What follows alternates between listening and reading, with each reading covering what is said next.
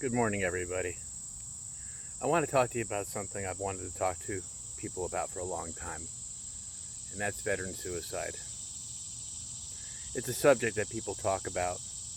You hear about it on the news from time to time, usually around Veterans Day, Memorial Day, and people usually post the veteran suicide helpline, and they post the national suicide hotline, and they do all these things to want to protect people from suicide and protect veterans from themselves.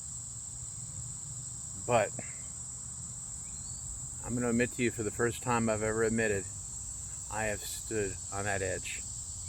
I have looked down and I could not find a single good reason not to jump. Yet I'm still in front of you now, today. But I didn't want to be.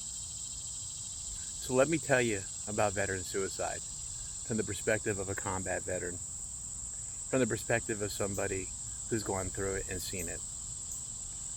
You're not going to like everything I got to say. I'm not going to like saying it. I don't like to admit weakness. I don't like to admit that I'm not perfect and strong all the time. But that's part of that secret that I'm about to tell you. You see, you guys expect a lot from us. We've been through basic training, we've been through job training, many of us have been to combat. We've seen our friends blowing up. We've watched our friends die, looking up at us, begging us to do something to stop what's going to happen. And we do it. We survive it. And those memories haunt you for a very long time. See, because for a veteran, we just don't have Veterans Day and Memorial Day. We have mass casualty events. We have bombings. We have things that we saw that have dates that you don't know about. And those are sometimes the days that we struggle the most. Everybody thinks because we're combat veterans that we're resilient, that we can do anything. Man, these guys saw it all. We can do anything. And they don't realize that we're struggling, that we're falling apart, that there's nothing inside keeping you there. And the worst part is, as we fall apart, we don't look for help outside. We draw inside and look to ourselves, and we wallow in sorrow. We choose things like alcohol, drugs, anything else but to feel what you're feeling, because you can't go to anyone else. Whether you like it or not, a helpline doesn't mean shit. We're not going to call. I never did. Never even thought about it. The other part about veteran suicide a lot of people simply do not understand is that when we do kill ourselves, we do not kill ourselves to end our misery. We do it to end yours. We are such a burden and such a problem, and our behavior is so out of control at times that people just don't get it that we're struggling. And they abandon us and they leave us when we need them the most.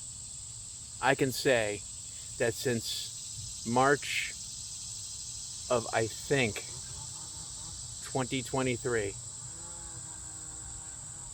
I've had two people reach out to me and ask if I was okay. One of them just came by my house yesterday to see if I was still alive. So, I'm going to tell you a little secret. When a veteran tells you he doesn't want you around, or he gets angry and pushes you away, that's the last thing that veteran wants. When the veteran is drinking, trying to suppress his sorrows, the drinking is the absolute worst thing for him and the worst thing for the situation. And drugs are obviously not the answer. The answer is God. I pray every day. I pray for guidance. I pray for strength. And I pray to be a good person and contribute to life. I'm not going to kill myself, guys. That ship has passed.